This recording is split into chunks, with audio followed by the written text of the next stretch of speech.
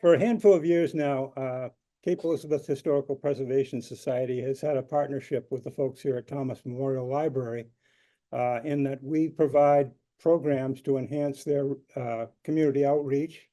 They provide a meeting room for us and also give us access to their state-of-the-art technology, which is something we have badly needed in the past. Again, if you've been to some of our programs, you know some of the difficulties we've had. But I want to thank Head Librarian Rachel Davis, and also tonight I want to give special thanks to Sasha Cohen, who has gotten me up and running, because everybody knows that I'm a techno idiot. So, but here we are. That relationship we're greatly appreciative of, and certainly it has enhanced, I think, both of our organizations to a great deal, and hopefully it will continue forever.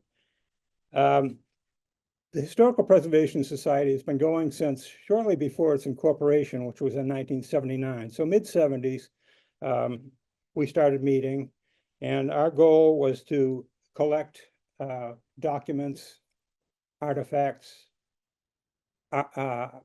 photographs, anything that can put together the what I like to call the Cape Elizabeth story.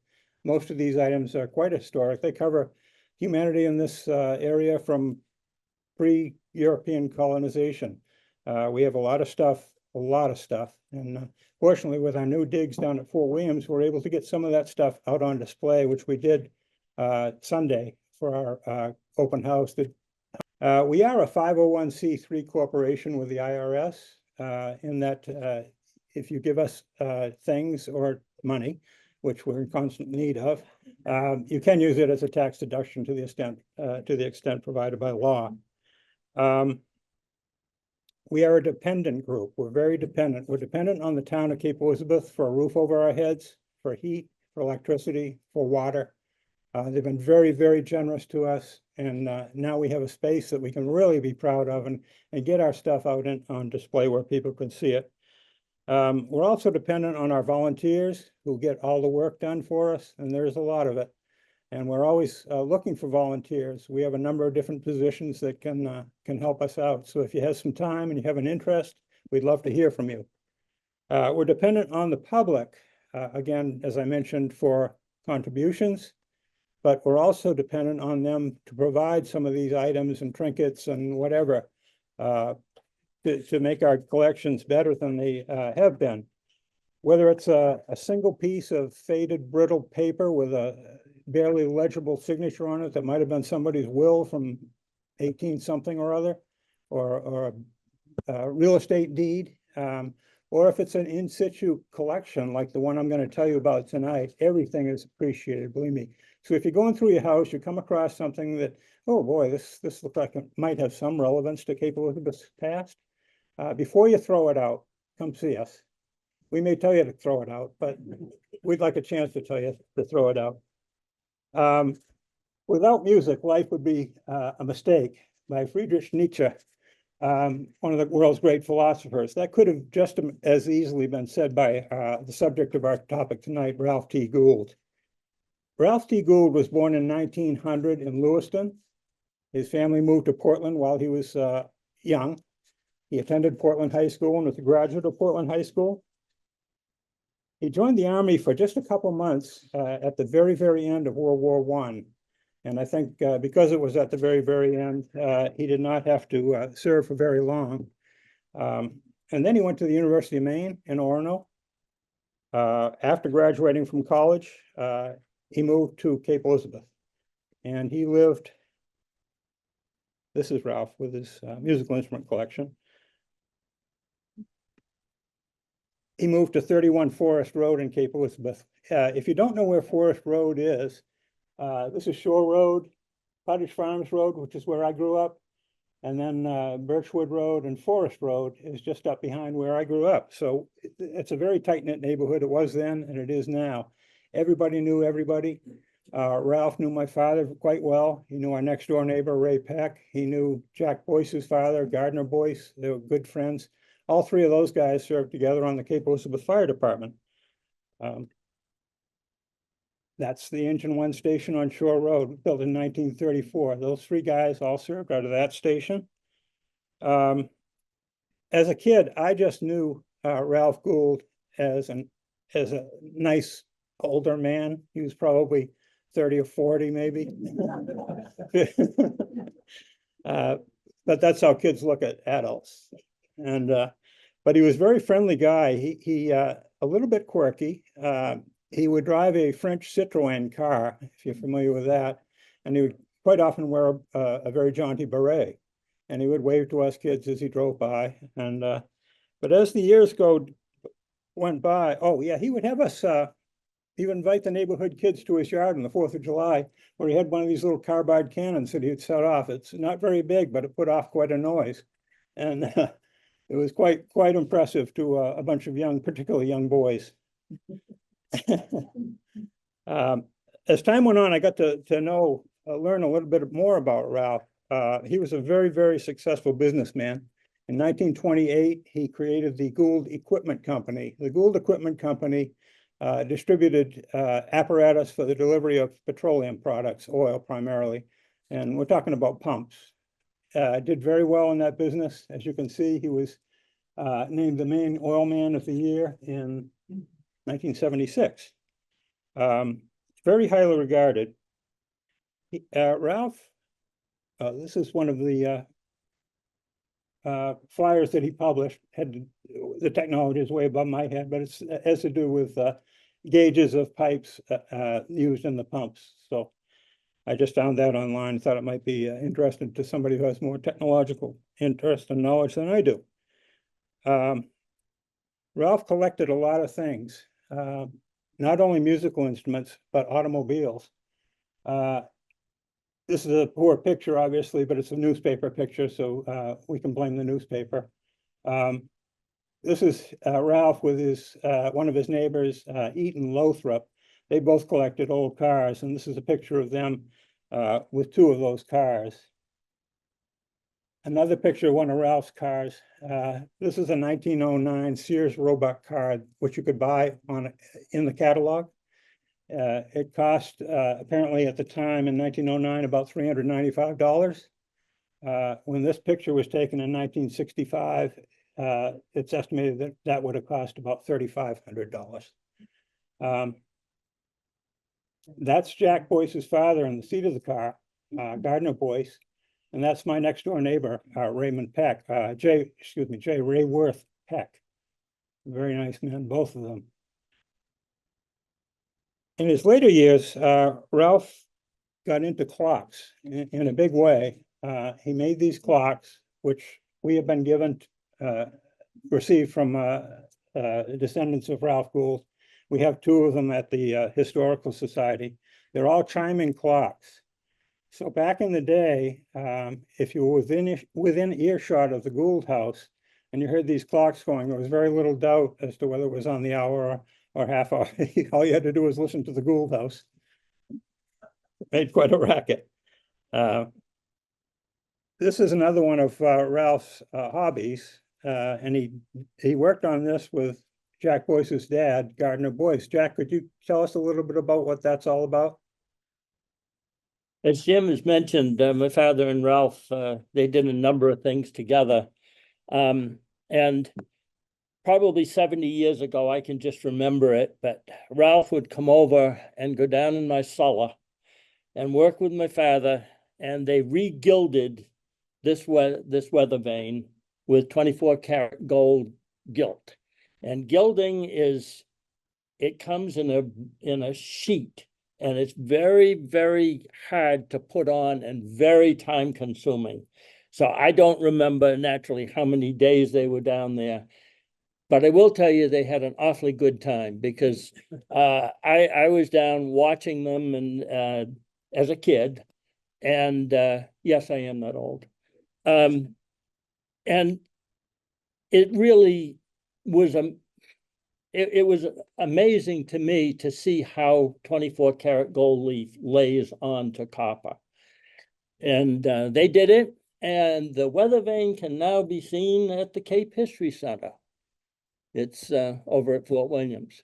Ralph and my father, they would, in fact, there's a picture up here of the Sears buggy with my father, which he also used. in his presentation. But that was taken in my driveway, and it was in a Cape Elizabeth parade. That's why it was being staged in my yard. And they also, my father and Ralph took two of his cars on the Glidden tour down to Massachusetts. And one drove one drove the other. I don't remember which cars they were. And they always had a chase car. And it was the third member of the clan, Ray Peck, who drove the chase car with a trailer in case somebody didn't make it or they had four flat tires or whatever. So anyways, my dad was involved with that. And he was just a very, very interesting person. Of course, I was just a kid, but just the same, I remember him very well. Thank you, Jack. Yep. A couple other childhood memories. At our open house on Sunday, I got the chance to talk with Joe Foley, who was a longtime friend, but I didn't realize that he delivered newspapers to our neighborhood in the late 1950s. And his memory of the Gould house was Ralph's wife had made great fudge, and she would apparently bestow a piece or two of fudge on him when he'd deliver their papers. And that was his childhood memory.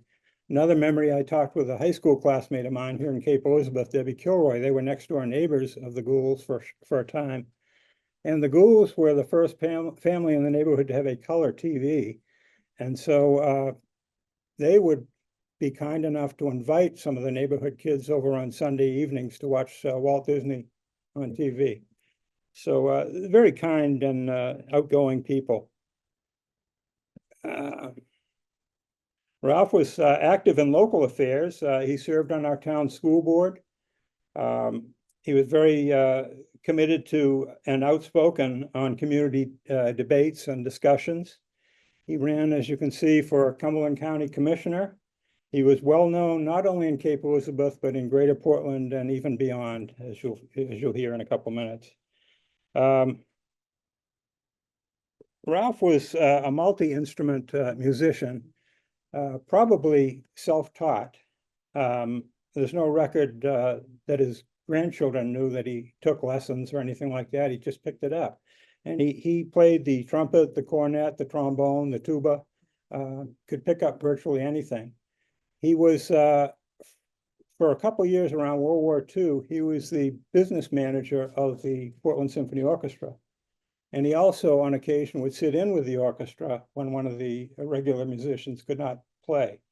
So, you know, he made quite a name for himself. He played in many of the local bands. Bands were huge back in his day. Town bands, anybody who had some talent and some friends that had some talent would put together a band. Ralph did that. He met his wife at a concert, a band concert up in Oxford. And back here in town, he founded what became, well, okay, let me back up just a hair. Ralph was very generous, as I've already shared with you. And in 1986, the town named its Good Citizen Award in his name, in his honor. And if I'm not mistaken, we have three recipients of that honor here with us tonight. We have Bob Malley, our former Public Works Director. We have John Mitchell, a landscape architect who worked on several projects for next to nothing, if not nothing, for the town through the years. And our own Ellen Van Fleet, who was the founder of the Cape Courier newspaper. Are there any other recipients that I'm missing here? Good. I was afraid I'd leave somebody out. But you know, it's quite a big deal in town to have received the Ralph T. Gould Award. Back to the music. Back in town here, Ralph founded the very popular Cape Elizabeth Fire Department band in the 1930s. And as you can see, there were several members. I don't know how accomplished musicians they were, but they look good in suits and they look good holding instruments. They had their own bass drum with a painted logo on it. There you see this instrument right here. But they were busy. They were a busy group. They played 3 to 4 nights a week, usually. For events, they would play concerts, variety shows, private functions, parades, and so forth. This is either one of their concert program covers or a poster. This is the Cape Elizabeth Fire Department Band at, I thought I had a label on there. It was a Recovery Act parade in Portland. Recovery Act was celebrating FDR's plan to help pull the United States of America out of the Great Depression. So they got into a hay wagon, which is pulled by a tractor, and helped the city of Portland celebrate the Recovery Act.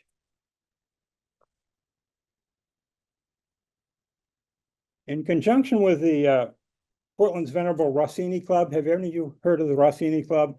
It's named after the great opera composer. And Ralph developed a partnership with the Rossini Club and endowed and established the Ralph Gould Youth Music Award competition. This judge competition was to highlight some of Greater Portland's promising young musicians who are completing their junior year in college, in high school, excuse me. The winners of the competition were treated to a all expenses paid chaperone trip to New York City, where they could attend the Metropolitan Opera and sometimes the New York Philharmonic, all donated by Ralph Gould. I know this because I was invited to compete in this competition in 1967. I'll tell you about that a little later. It's a poignant story, only if you want it. No, I won't keep you in suspense. I'll tell you about it now. Like I say, one of my high school music teachers nominated me to be in this, and that was quite a thrill for me in itself, just to be honored to play in this thing. What he neglected to tell me was that the piece was to be played from memory with no music. So I'd prepared this very difficult piece using music, and I was setting up my stand at the competition at the old Fry Hall on Spring Street. And one of the organizers came up to me and said, "I'm sorry, sorry, Mr. Rose, your music has to be played by memory." Well, at that point, I knew I had three options. I could try to play the music from memory, which I knew would be an unmitigated disaster. I could play the music with music, disqualifying myself from the competition, or I could just pack up my stuff and leave before even. Well, I chose option number two. I played the piece with the music and knew that I wouldn't be going to New York City. So at the end of the competition, Ralph Gould, who's in the audience, obviously congratulated the winners and the other contestants. And he made a point of coming to me and shaking my hand. And he told me that I'd played beautifully, and he felt that I had made the right decision under the circumstances. And that really meant a lot to me. I had my tail between my legs, and I just felt awful. But just those few kind words told me a lot about what kind of a guy Ralph Gould was.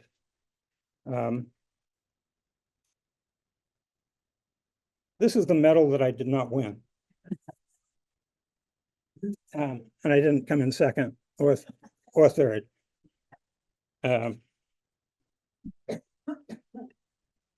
During my high school summers, I attended the Maine music camp in Farmington at the former Farmington State Teachers College. It's now the University of Maine, Farmington.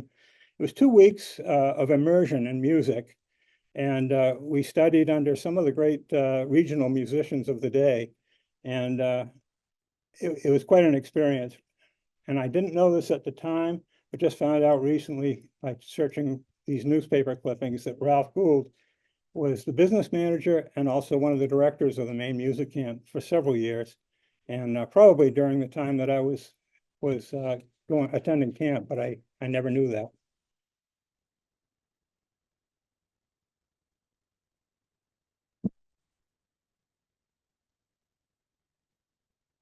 I did my last 2 years of high school at Maine Central Institute in Pittsfield, Maine.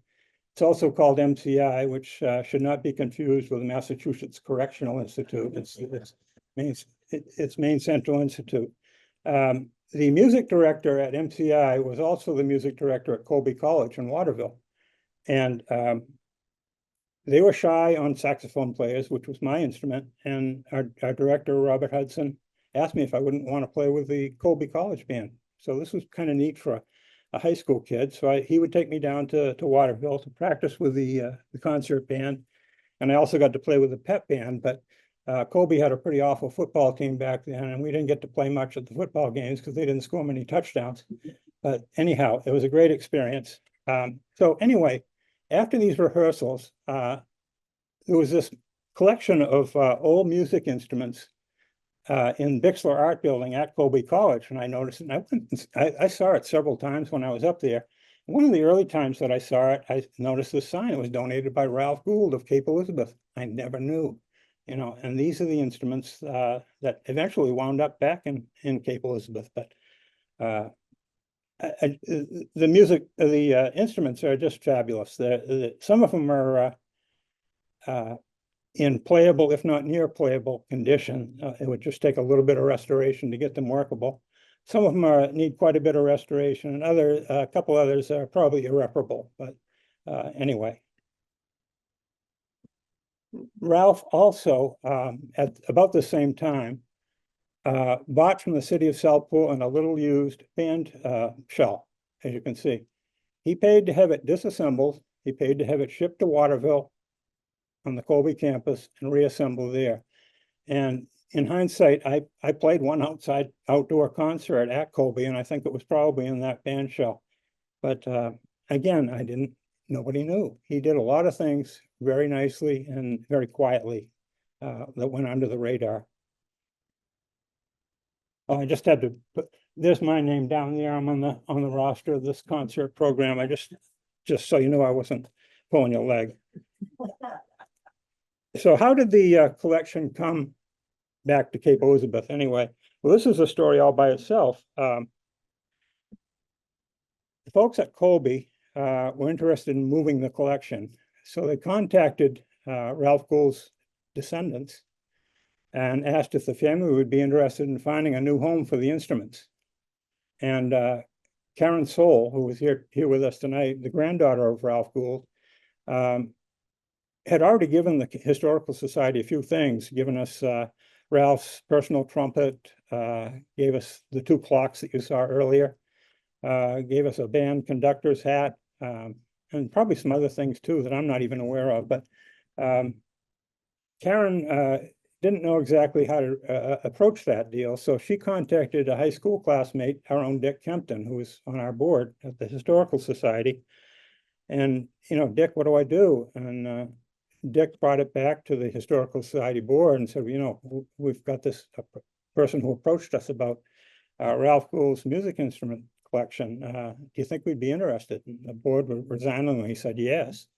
And so there were 4 of us, Dick, Karen, Matt Clifford, myself, Melissa Gatchie, and Jack Boyce. We went to Waterville to Colby. We got our own police escort around campus because we got lost. And the policeman the roads have changed since I was up there. But the guy was very nice. He didn't arrest us or anything. He just wondered where we were going, and we told him. So he took us to the building. And this was our first view of the instruments. They were already packed in bubble wrap, labeled, cataloged, ready to go. And we didn't know that this was going to be like that. We kind of half assumed that we'd have to pack them if we decided that we were going to take them that day. But there they were, all ready to go. So it was just meant to be. That's Matt in the middle there with the glasses, and that's Karen Soule to his left. There's our own Jack and Melissa looking at this instrument here, a crazy instrument called a serpent. I have it up here in the front. I'd ask you if you want to get a closer look at these instruments to come on up at the end of the show, but just please don't touch them because they are still fragile. Ms. Bridger from Colby College, here she is signing over the instruments back to the Gould descendants. And the Gould descendants quickly turned the instruments over to the Cape Elizabeth Historical Preservation Society.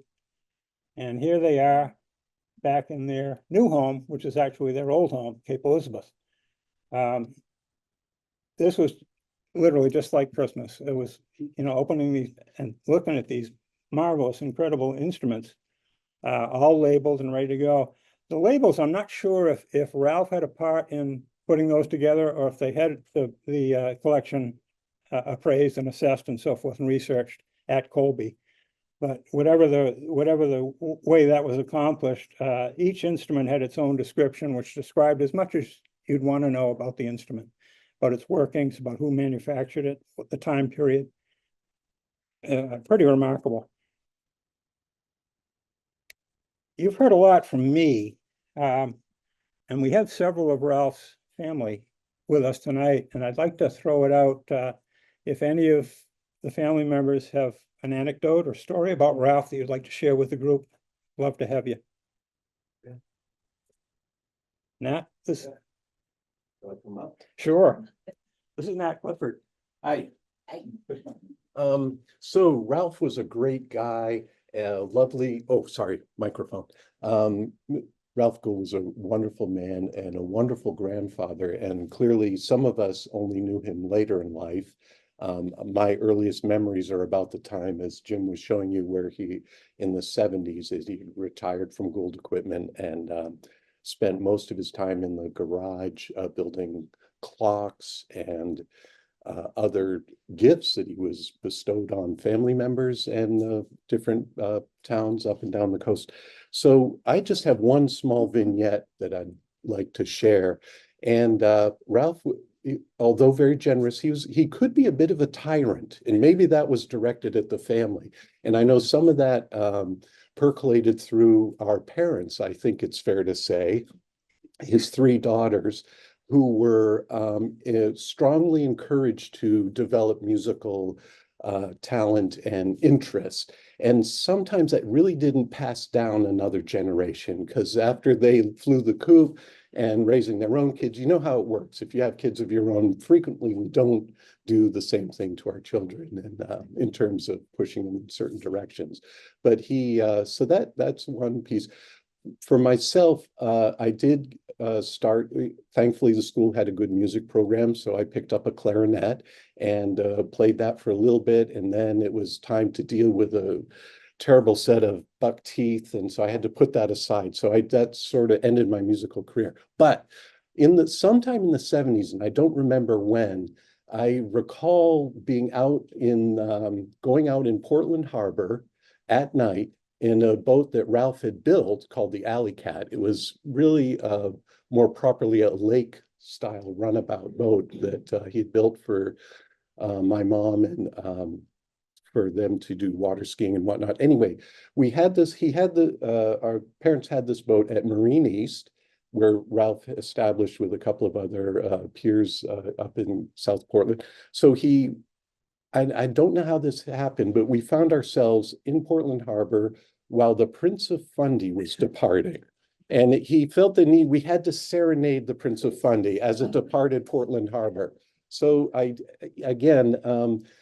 he was up there in this fairly small, runabout with not a lot of freeboard in the middle of Portland Harbor at night with his trumpet, maybe something like that, blasting away at the Prince of Fundy as he was heading for Yarmouth, Nova Scotia. And we're tootling around in the middle of, it's a fond memory, and I'm glad we all survived. And anyway, but that's, so his musical interests carried on very late in life and frequently involved unknowing family members to carry out. So thanks. Thank you, Nat. Well, I just want to mention one thing that was kind of fun. Ralph used to attract the neighborhood young gentleman, with his cannon and so forth and so on. He had a fire extinguisher demonstration, which he did very frequently, actually, where he would set this like petroleum fire. He knew a lot about petroleum. That was his business. But and then he would try to put it out with water, which of course doesn't work. It floats to the top of the water and it continues to burn. And then he would bring out his carbon dioxide fire extinguisher, which were kind of rare back then. he'd put it out. And also he, with these kids who would come around, they were just fascinated by what he was working on in the garage and everything. He would ask them if they wanted to take a puff off the cigar he was and I think I was his first, probably not, but I was one of his first victims. He had this little office in the house that he would take naps in and stuff like that. But I was like 5 years old, and he got this big cigar going and handed it over to me, and take a couple of puffs on that. And I was, I practically passed out, felt violently sick or whatever. But I was not the only person that underwent that particular induction to the world of tobacco. But he got a big kick out of it. There were, he would just laugh and snicker and the whole thing, but that was the kind of guy he was. He just he loved his neighbors and stuff. And people really haven't mentioned so far all the boats he built, in addition to the clocks and everything else. But he was really quite a craftsman, and it was remarkable. We would go in there. He built the grandchildren a boat that was a turnabout. That was they were racing those at Portland Yacht Club, and they were just little, day sailors. You couldn't fit more than 2 or 3 people into it. But he was the first one to put fiberglass on the hull, which was quite revolutionary at the time. All the boats were built out of just plywood or whatever, and paint. And so we had this boat, and there's this guy. I don't know if anyone knows Malcolm Poole, but he's the part of a family, the Poole family, and I guess what is it, the Richardsons? I can't remember. But anyway, Malcolm and I sailed Ralph's turnabout in the Turner Trophy race at Portland Yacht Club, which we won. And I was just, they had this little sort of a deck on the front of the turnabout, and Malcolm used to push me under there with the anchor and keep your head down. And I held on to the sheet, pull it in. So it was really Malcolm who won the race, but Ralph built the boat. And that was great. I put that on my college admission form that I won the Turner Trophy. I didn't get into details, but I did get into college. So. Anyway.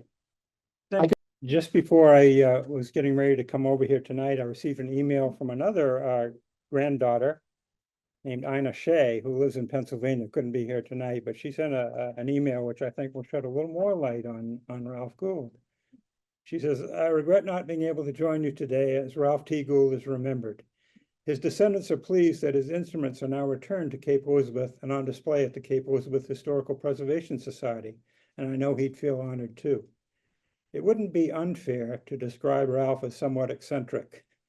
For example, at some point in his early adulthood, he decided the T, as in Ralph T. Gould, stood for nothing.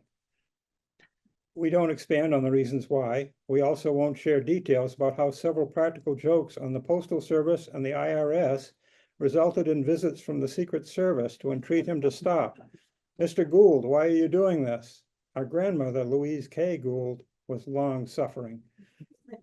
He jokingly referred to her as Madame Defarge from Charles Dickens' A Tale of Two Cities for knitting mittens year-round for a Christmas mitten tree for charity. Every year it was special when she gave us a choice of a pair from drawers of colorful mittens before the rest of them went off to their destination. Most of the time she'd just roll her eyes at Ralph's antics. I think, however, at least once she gave away his dinner in exasperation after a prank played on my dad and left Ralph to provide for himself for dinner. As far as I know, Ralph was a self-taught musician and loved playing and learning about music throughout his life. He and Louise met when his band played up in Oxford, as I told you. As a parent, he required the 3 daughters to practice their instruments a lengthy amount of time daily, and Louise, his wife, was required to certify their time cards before he'd dole out their weekly allowance. In that respect, he was a hard taskmaster, but they retained their skills until we grandkids were old enough to join the family Christmas concert. He wasn't so hard on his grandkids, but couldn't resist pulling our legs. when the opportunity presented. When we were little, some naughty sons-in-law gave us lemons to suck on to see if we could make Ralph lose his embouchure, on his trumpet. I was too little at the time to know what was going on, so I'm sorry, I can't remember if it worked or not. Despite that, we were later welcomed to join in, and we grew older and picked up the odd instrument the most of us played casually. We played, but mostly didn't reach their level of skill. I appreciate the effort it took to bring Daddy Ralph's instruments home to Cape, and I'm sure he'd be pleased to be remembered. I can't wait to come up to see the Ralph T. Gould instrument collection my next trip north. Thank you, Ina Shea. Thanks, very nice. Let's see.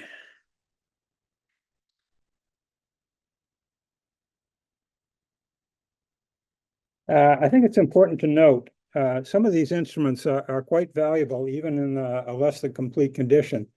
But the Historical Society has no interest in selling them or breaking up the collection. Our interest is solely to create a museum exhibit and to show you some of the interesting instruments that were around the last century or even 2 centuries. So Ralph Gould died on February 28th, 1994, at the age of 93. But his memory lives on both in the town's Ralph T. Gould Citizenship Award and in his magnificent collection of historical musical instruments. I'll give you one more story. Following high school, I went off to the University of Maine. And just within the past year or two, I found out that while obviously not contemporaries there, Ralph Gould and I belonged to the same fraternity. So in a very real sense, we were brothers. No insult intended to the blood family. Phi Kappa, it's the name of our fraternity. Ralph, not only were Ralph and I brothers, but my grandfather, Alan B. Rose Sr., also belonged to Phi Kappa. And he and Ralph, if not contemporaries, were close enough in age to likely have known each other at the University of Maine. Once again, I had no idea. And I'll finish with another story. Googling Ralph Gould, University of Maine, I came up with a link to a recording and a 111-page transcript, which I won't share with you tonight, of an interview that had been conducted by historian Gordon Bowie with Ralph Gould. The interview was far-ranging and very enlightening about the role that local bands played in everyday Maine society in the late 1800s and early 1900s. There are several amusing anecdotes, as you might imagine. One of Ralph's Cape Elizabeth stories in that interview pertained to the great march composer and band director R.B. Hall. If any of you have ever played in bands that played marches, you're well familiar with R.B. Hall. R.B. Hall's name is mentioned oftentimes in the same paragraph or in the same sentence as the great John Philip Sousa. And R.B. Hall was from Bodenham, Maine, and rarely left the state of Maine, and yet he created some of the great march music of all time. Ralph's comment about R.B. Hall in that interview said that he was aware that R.B. Hall came to Cape Elizabeth at least twice, and he played in the pit orchestra at the old Cape Theater, which shared property with the Cape Cottage Casino. So, very unassuming. Is one of the great composers of his time. Comes to Cape Elizabeth, sits down in a regular pit orchestra and plays for production at the Cape Theater. Does anybody else have any Ralph Gould memories that they'd like to share? Anybody that knew him personally or? Yeah, great. Philip Shea. Philip. I'm Philip Shea, Ralph's grandson. He was a very interesting guy and a neat guy. And the cannon was large and he built it. And when they were shooting, or when they were when my cousin Nat was remembering saying, enjoying the boat, we were always on that boat. You're going to Nova Scotia because my dad's family's from Nova Scotia. And actually the whole waterfront was very busy. It was at night there, you could see people at the marina there, you could see people there kind of, the casinos on there was a lot of traffic on the boat and it was kind of fun like that. But I remember, I don't know, there's so many things, but one thing he learned solfege style. He played on a keyboard, I believe, on a piano. I believe his mother taught him, he could play anything in any key. And he had a tremendous sense of humor. And I'm not a musician, but the Rossini Club, Rossini was the one who wrote William Tell Overture. And we all know that, the Lone Ranger theme. And no known image of Rossini is known. There's no portrait or anything, but he found a large bust of whoever he found, and he gave it to the club, like, this is Rossini. And I don't know if it's still there or not. But I'm just trying to think about music things more or less. But he would call up my mother and family members on their birthday, and he always had his trumpet next to him on his little love seat where he sat in his house. And it was just part of his life. And thank you for your memories. Thank you very much.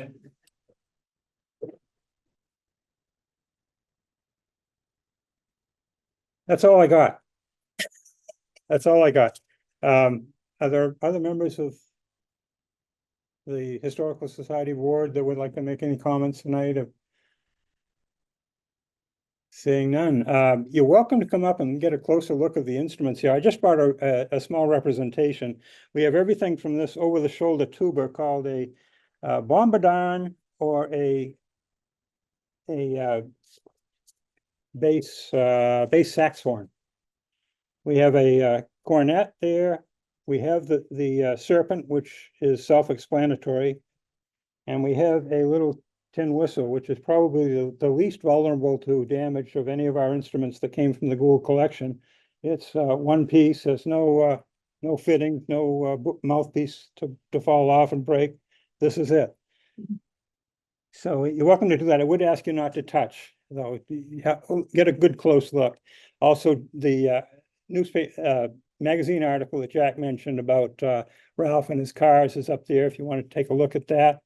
Nice picture of I had it in the presentation, but a nice picture of Gardner Boyce and Ray Peck and the 1909 Sears Roebuck car.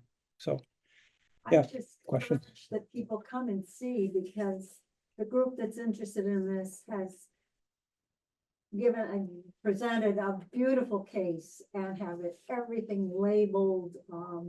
It's wonderful, the display itself. It is wonderful.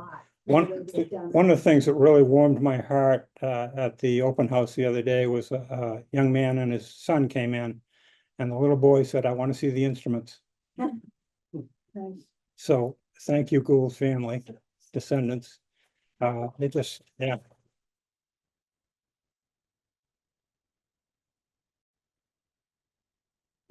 Steve.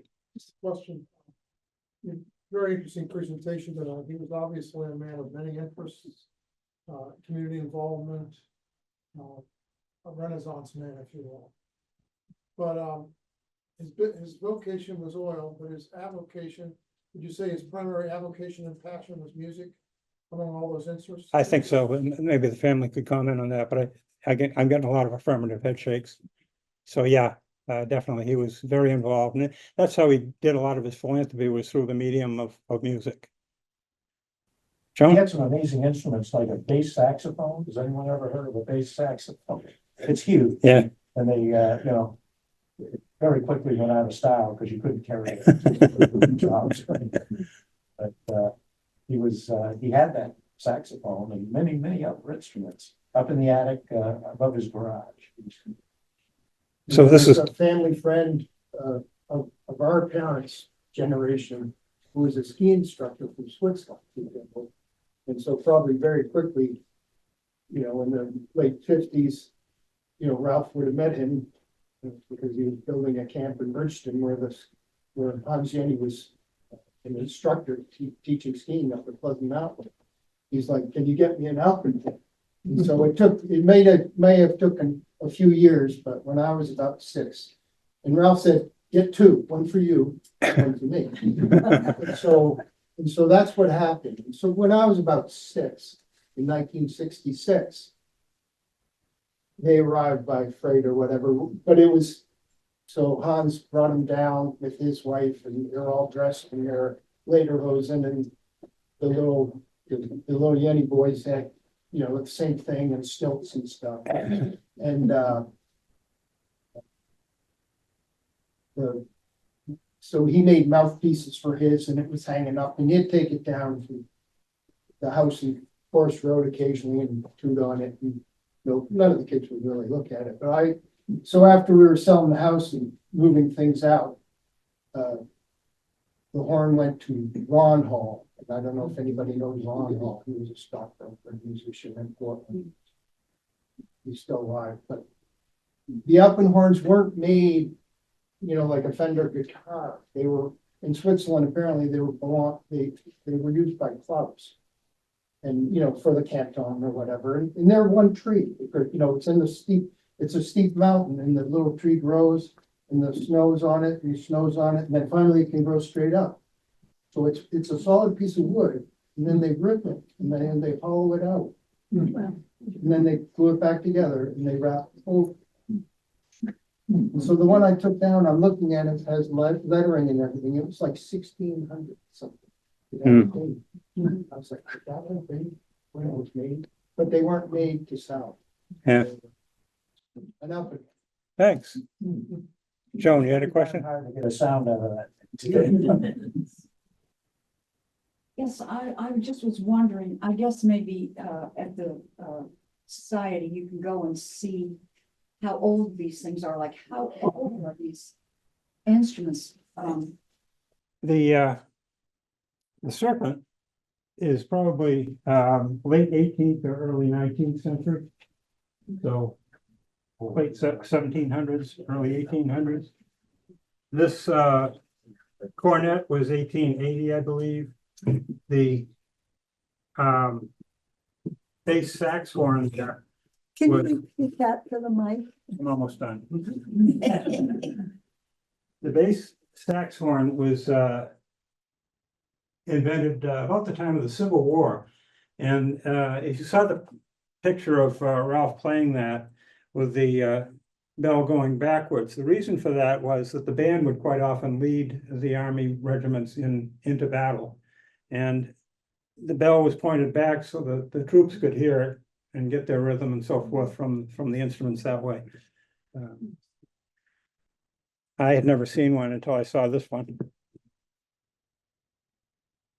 So yeah, a lot of them are, a lot of the instruments are 19th century. I'd say most of them are 19th century, early 20th century.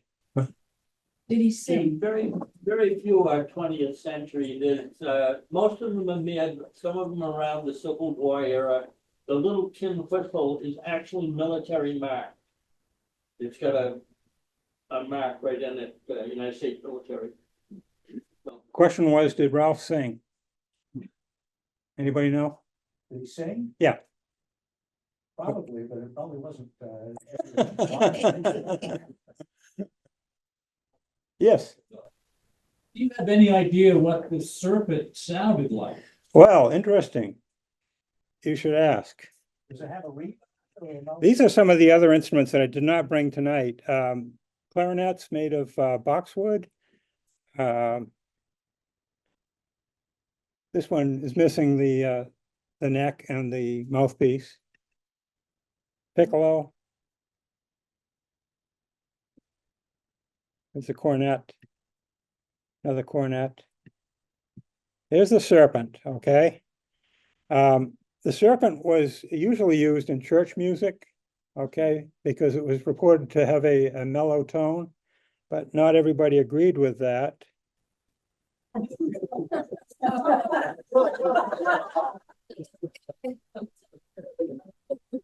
I don't know.